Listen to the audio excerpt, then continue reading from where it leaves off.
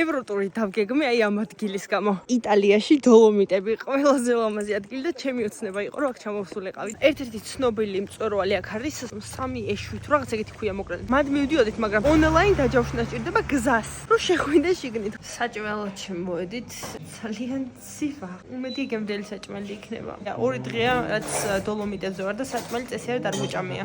ძალიან ძვირია ყველაფერი. ერთი პიცა ღირს 15 евро. ირმის ხორცი აქვს.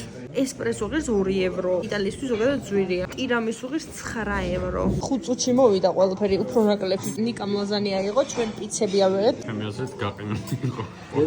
ვერ დაუკარგავ, ძალიან გემრიელი პურია. ყველი იწელება. ჩვენ მოგეწონა? ჩვენ?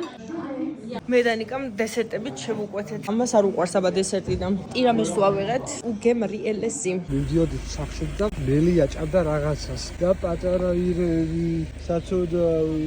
და მოგაფერებინო არ შეიძლება, გაიწი. გაი გოგო, არ შეიძლება მწარზე აქში შენ. ცოცხალი ირემი ვნახეთ, ასე როგორც კი გავაჩერეთ, შემოგუხედა და გაგვირბინა გვერდზე. მონახე რა.